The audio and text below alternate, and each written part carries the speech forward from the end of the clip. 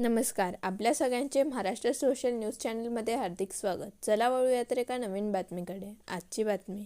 गुलमोहर rest house प्रकरणात आरोपी अधिकाऱ्यावर कारवाई न करता त्यांना बढती देण्यात आल्याने शेतकरी संघटना संतप्त झाली आहे. व्ही. के. शिवदास यांना पाठबळ देणारा शुक्राचार्य कोण, असा सवाल उपस्थित करण्यात आला.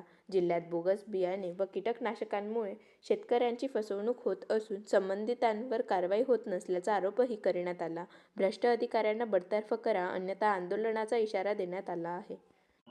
महाराष्ट्र शासनाची धुळे दौऱ्यावर असताना जी अंदाज समिती होती, त्या अंदाज समितीमध्ये लाखो रुपये जमा करून देणारे डी के शिवदास साहेब यांना संशयित आरोपी आहे. आजपर्यंत युवा अधिवेशनामध्ये नुसत्या घोषणा सुरू आहेत. आमचे धुळे जनता आणि महाराष्ट्राची जनता वाट पाहते. त्या भ्रष्ट अधिकारी जे आहेत, पोलीस प्रशासन असो, महसूल असो, समाज कल्याण असो, आदिवासी विकास असो, सर्व क्षेत्रामध्ये भ्रष्टाचारी करून जे अधिकारी लाखो रुपये कमवतात आणि मंत्री महोदयांना देऊन परत आणखी बढती मिळते यांना, या देशात खरोखर लोकशाही आहे का? डॉक्टर बाबासाहेब आंबेडकरांनी जी लोकशाहीची पायामुळे आपल्याला दिले, त्याच्यावर न्याय मिळत नाही.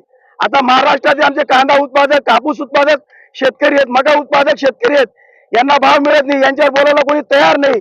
आणि जे नाही मुद्दे, त्या मुद्द्यांवर युवा अधिवेशनात रोज रणांगण सुरू आहे. आमच्या धुळे जिल्ह्यात आलेली जी समिती होती, त्यांना जे अधिकारी भ्रष्ट आहेत त्यांना बढती देतात आणि असे महसूलमध्ये अधिकारी पण आहेत, त्यांना बढती मिळते. खरोखर या देशात लोकशाही जिवंत आहे का? आणि आम्ही सांगू इच्छितो की महाराष्ट्रातील शेतकऱ्यांना वाऱ्यावर सोडण्याचं काम हे राज्य शासन करीत आहे. राज्य शासन बोगस बियाणे, खते, बियाणे, कीटकनाशके, आता हा मका आहे आपल्याकडे, या मकाची कंपनी असो, कीटकनाशक ही मका अडवांटा कंपनीचा आहे, बुस्टर कंपनीचे पण तसा झालेत. पण कुठलाही कृषी विभाग अधिकाऱ्यावर कारवाई होत नाही, डीलरांवर कारवाई होत नाही, कंपनीवर नाही. फक्त थोडेफार दिवस पेपरबाजी होते, टीव्हीला बातमी येते, नंतर प्रकरण दडपले जातात. ही खरोखर लोकशाही आहे का? वंदे मातरम.